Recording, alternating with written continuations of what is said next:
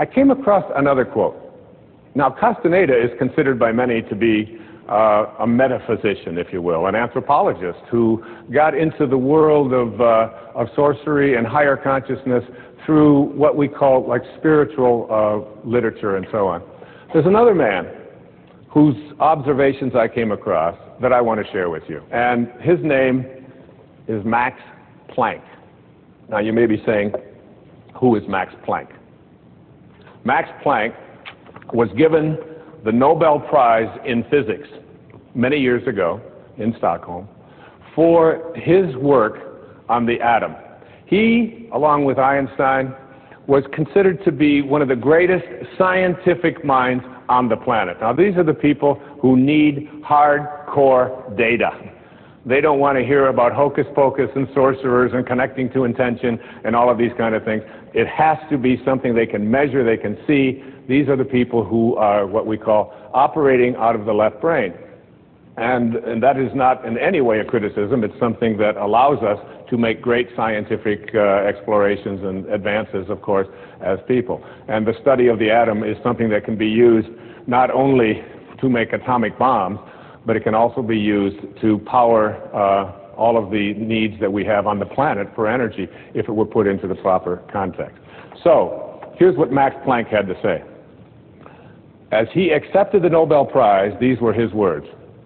As a man who has devoted his whole life to the most clear-headed science, to the study of matter, I can tell you, as the result of my research about atoms, this much.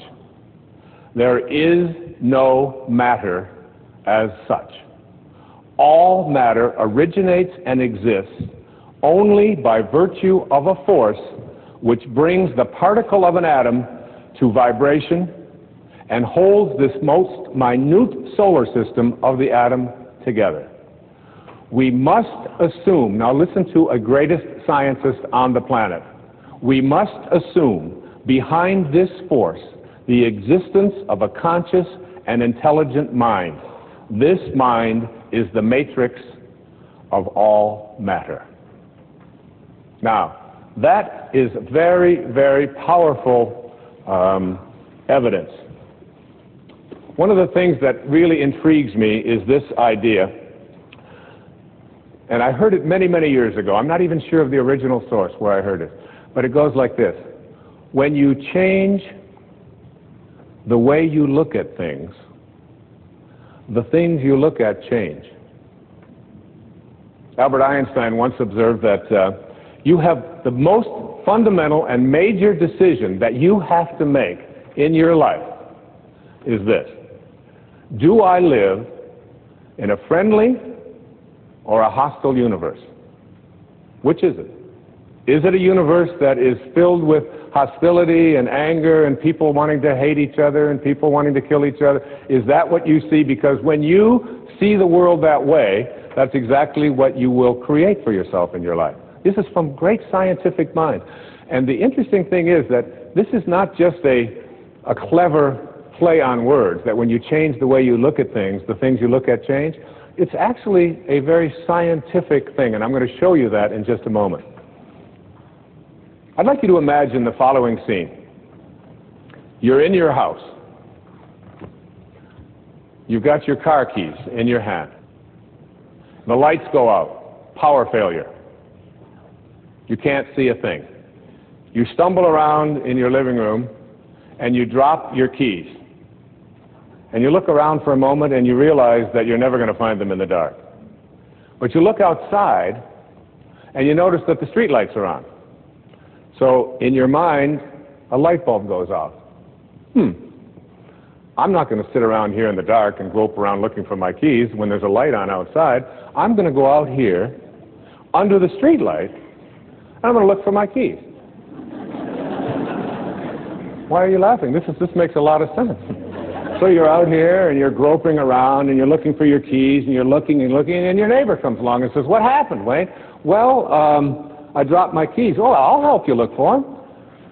And the two of us are now down here looking for our keys. And looking, finally he says to me, "Excuse me, but where did you drop your keys?" "Well, I dropped them in the house." He said, you mean to tell me that you dropped your keys in the house and you're looking for them out here in the street light? Doesn't make any sense. And I said, well, it doesn't make any sense to grope around in the dark when there's light out here. Now you laugh and you think how silly that is, but isn't that exactly what we do when we have a problem, a difficulty, a struggle that is located inside, and we're looking for the solution outside, someplace outside of ourselves? It would be like going to the doctor and telling him all of your symptoms, and the doctor says, oh boy, you've got a lot of symptoms. And he starts writing out prescriptions. You need a prescription for this symptom, you need a prescription for that symptom, and finally he gets this 4 or 5, and you go to walk out, and you say, well, I'd like my prescriptions. He said, no, I'll give this one to your mother-in-law, and I'll give this one to your neighbor, and I'll give this one to your daughter, and I'll give this one to your father. I mean, you're the one with the struggles and with the difficulties, and expecting somebody else to change or something outside of you to get better in order for you to make your life work at this level that I'm calling intention is something you have to really take a hard look at. It's in here. We have to see, the question isn't whether I'm connected to this field of intention. The question is, how ready am I to keep that connecting link absolutely corrosion-free?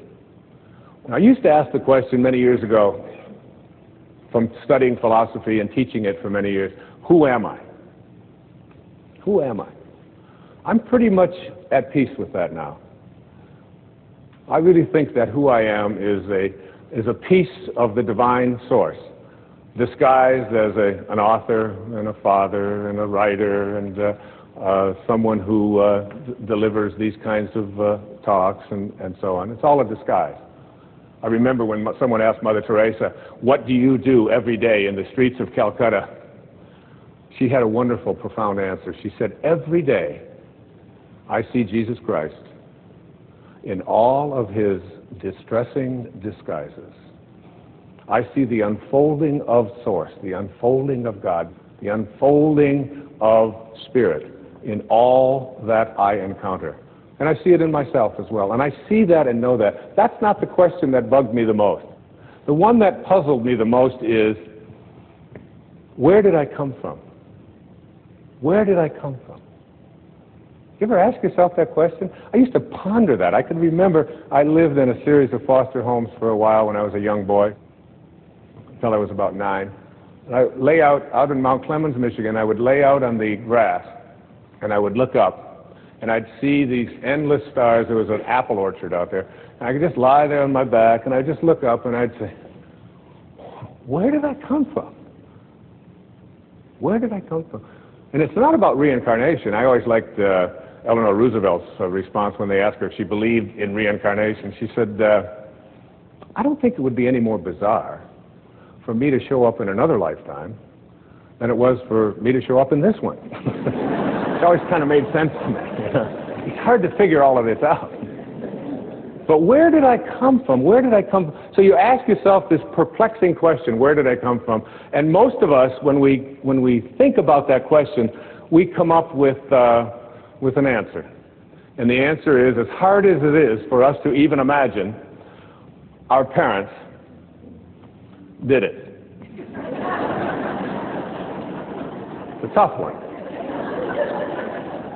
But in one blissful moment, one drop of human protoplasm in some mysterious way collided with another, and life began in this microscopic dot. Now, I can remember years ago, we had 4 children in 7 years. And my teenage daughter, Stephanie, at that time, she had to take on a lot of the helping responsibilities around the house when these babies just kept showing up. And we found out that we were going to have another child. Another mysterious thing happened, and another child was on its way. And my wife and I flipped a coin to decide who would tell Stephanie. And I lost. So I cornered her one day when she was in a really good mood, and I said, honey, you're not going to believe this, but we're going to have another baby. Oh, that's great. And her hands are instant pose. This is it. This foot here, this one out here. That's terrific.